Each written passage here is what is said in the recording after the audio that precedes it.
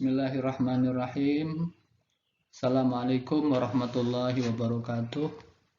Para mahasiswa yang saya banggakan, pada hari ini saya akan berbagi pengetahuan tentang 4 ciri bahasa ilmu. Bahasa ilmu adalah bahasa yang digunakan untuk menjelaskan ilmu.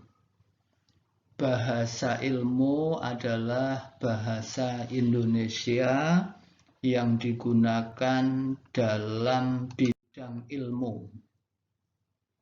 Sekali lagi, bahasa ilmu adalah bahasa Indonesia yang digunakan untuk mendeskripsikan ilmu. Oleh karena itu, bahasa ilmu termasuk dalam kategori register. Jika kita lihat konsep variasi bahasa adalah kebermacamanan bahasa Indonesia yang ada karena penggunaannya beragam. Salah satunya bisa ditinjau berdasarkan penggunaan yang kita sebut dengan register. Kemudian salah satu penggunaannya bahasa digunakan dalam bidang ilmu, sehingga ada bahasa ilmu. Dengan demikian kalian perlu mengetahui bahwa bahasa ilmu merupakan variasi bahasa. Variasi bahasa Indonesia bila dilihat berdasarkan penggunaan yang secara teori variasi bahasa ditinjau berdasarkan penggunaan disebut dengan register. Dan sekali lagi, bahasa ilmu adalah bahasa Indonesia yang digunakan dalam bidang ilmu. Bahasa Indonesia yang digunakan untuk mendeskripsikan ilmu. Ada 4 ciri dari bahasa ilmu yang dominan ya. Yang pertama, bahasa ilmu itu menggunakan kalimat tunggal dengan gagasan yang padat. Ini maksudnya bahwa bahasa ilmu, saat kita menjelaskan ilmu, kita dianjurkan menggunakan kalimat tunggal. Kalimat tunggal tetapi padat. Salah satu cara memadatkan gagasannya, kita bisa menambahkan kata yang. Seperti di sini, skripsi yang berjudul penyusunan laporan keuangan pada PT ABC ditulis sebagai salah satu syarat kelulusan jenjang sarjana terapan PNJ. Termasuk dalam rangka memadatkan, kita menambahkan fungsi keterangan. Kita bisa lihat di sini, di kalimat ini ada sebagai salah satu syarat kelulusan jenjang sarjana terapan PNJ. Bisa ditambahkan dari sebagai salah satu syarat kelulusan dari jenjang sarjana terapan Politeknik Negeri Jakarta. Sehingga salah satu memadatkannya bisa ditambahkan kata yang beserta penjelasannya.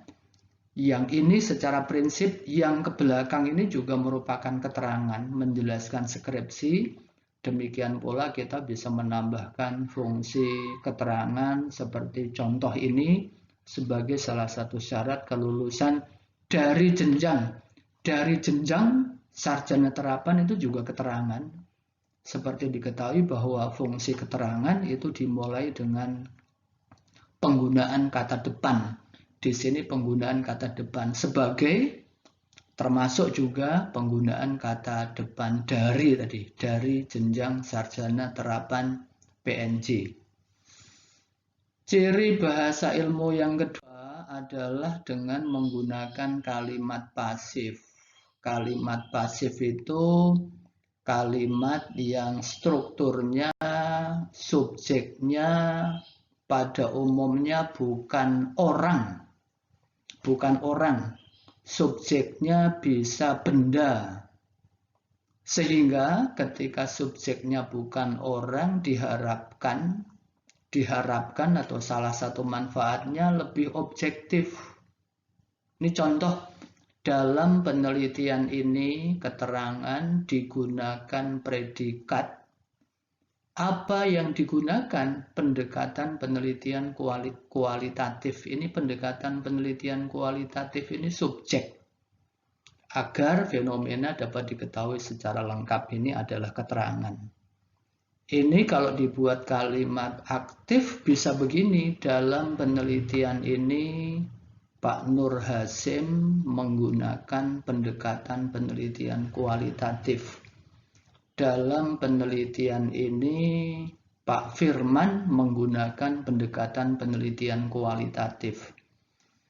Ketika subjeknya orang, boleh jadi kemudian subjektivitas kita itu muncul.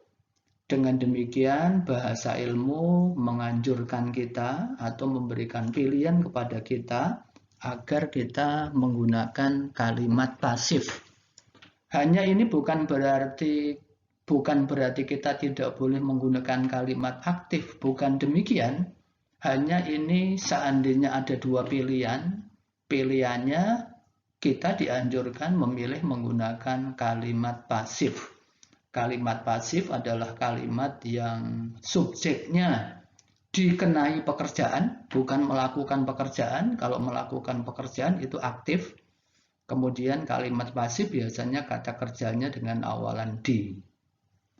Ketiga, hubungan antar kalimat padu. Di video yang lain Bapak sudah menjelaskan 4 cara memadukan 2 kalimat. Dengan demikian kalian ketika belajar memadukan 2 kalimat, karena apa itu? Karena upaya kita agar kita bisa memadukan 2 kalimat secara baik dalam rangka menyusun paragraf. Contohnya seperti ini, analisis konten merupakan metode pengumpulan data dengan cara memahami serta mengambil data yang ada dalam teks.